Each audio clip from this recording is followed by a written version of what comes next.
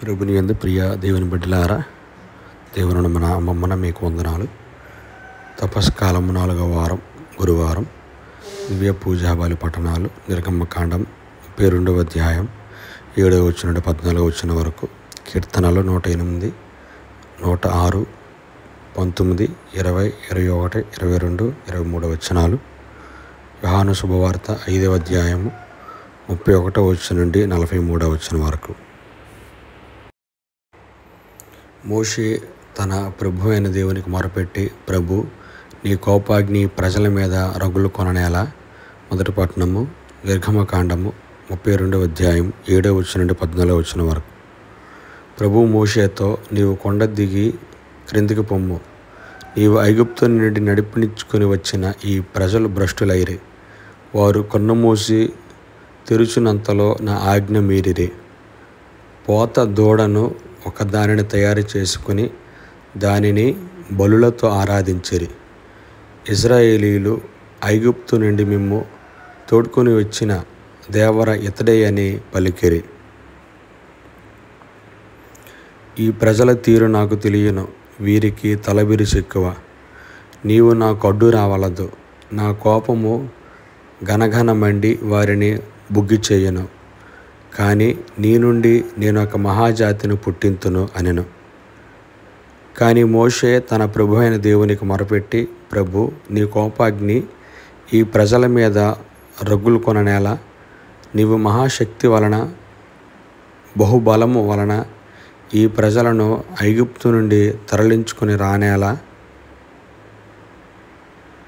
యావే ఇశ్రాయేలీయులను ఐగుప్తు నుండి తరలించుకొని వచ్చినది మోసముతో వారిని కొండలలో మట్టుపెట్టి అడపొడ కానరాకుండా చేయుటకే కదా అని ఐగుప్తీయులు ఆడిపోసుకోరా. కనుక నీ కోపాగ్నిని అరికట్టుము. ఈ ప్రజలను నాశనము చేయవలయను తలంపు వీడుము. నీ సేవకులు అబ్రహాము, ఇస్సాకు, యాకోబులను మరచితివా? నేను మీ సంతతిని ఆకాశ నక్షత్రముల వలె లెక్క కందకుండునట్లు చేసేదను. నేను మాట ఇచ్చినట్లే ఈ నేలనంతటిని మీ సంతతి వశము కావింతును. ఇది వారికి శాశ్వతముగా ముక్తమగును అని నీ పేరు మీదుగానే నీవు వాగ్దానం చేయలేదా అని మనవి చేశాను. కనుక ప్రభు తన తలంపు మార్చుకొనెను. అతడు ఇశ్రాయేలీయులకు తలపెట్టిన కీడు విరమించుకొనెను. ఇది ప్రభుని వాక్కు. సర్వేశ్వరునికి వందనములు. మీరు నమ్ముకొనిన మోషే మీపై దోషారోపణ చేయును. సువిశేషపట్నము పునీత్ యోహాను గారు వ్రాసిన సువార్త 5వ అధ్యాయము 31వ వచనం నుండి 47వ వచనం వరకు. నాకు నేను సాక్ష్యము పలికినచో నా సాక్ష్యము సత్యము కాదు. నన్ను గూర్చి సాక్ష్యమునిచ్చువాడు మరి ఒకడు ఉన్నాడు. ఆయన సాక్ష్యము సత్యము అని నేను ఎరుగుదును. మీరు యోహానును అడుగుటకు కొందరిని పంపితిరి. అతడు సత్యమును గురించి సాక్ష్యమిచ్చాను. నాకు మనుష్యుని సాక్ష్యముతో పని లేదు.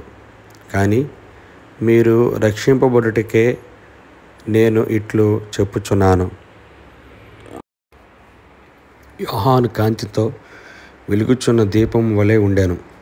అతని వెలుగులో మీరు కొంతకాలము ఆనందంతో గడుపుటకు ఇష్టపడితిరి. కానీ నాకు గల సాక్ష్యము అతడు ఇచ్చిన సాక్ష్యము కంటే గొప్పది. అది ఏమనా, నేను చేయి క్రియలు నా తండ్రి నాకు చెయ్యనిచ్చిన పనులు నన్ను గూర్చి సాక్ష్యమిచ్చుచు తండ్రియే నన్ను పంపినని నిరూపించుచున్నవి.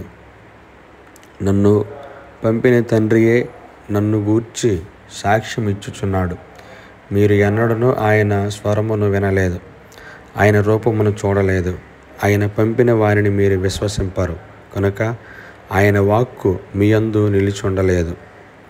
నిత్య జీవము ఇచ్చునని మీరు భావించు లేఖనములను పరిశీలింపుడు. అవియే నన్ను గూర్చి సాక్ష్యమిచ్చుచున్నవి. అయినను మీరు ఆ జీవమును పొందుటకు నా యొద్దకు వచ్చుటకు ఇచ్చగింపరు. నేను మనుషుల పొగడ్తలను ఆశించువాడను కాను. నేను మిమ్ము ఎరుగుదును. దైవ ప్రేమ మీలో లేదని నాకు తెలియను. నేను నా తండ్రి పేరిట వచ్చి ఉన్నాను, కానీ మీరు నన్ను అంగీకరింపరు. ఎవడైనను తనంతట తాను వచ్చినచో అతనిని మీరు అంగీకరించెదరు. ఏకైక దేవుని నుండి వచ్చు కీర్తిని గాక ఒండోరులు పొగడ్తలను ఆశించు మీరు నన్ను ఎట్లు విశ్వసింపగలరు? తండ్రి యొద్ద నేను మీపై దోషారోపణ చేసేదనని మీరు భావింపవలదు. మీరు నమ్ముకున్న మోషే మీపై దోషారోపణ చేయును. మీరు నిజముగా మోషేను నమ్మి ఉండిన ఎడల నన్నును నమ్మి ఉండేవారు. ఎలైనా అతడు నన్ను గురించి వ్రాసి ఉన్నాడు. అతడు వ్రాసిన వాటిని మీరు నమ్ముకునినచో నా మాటలను ఎట్లు నమ్మెదరు? ఇది ప్రభుని సువిశేషము. ప్రభువా మీకు స్తుతి కలుగునుగాక. ఆమెన్.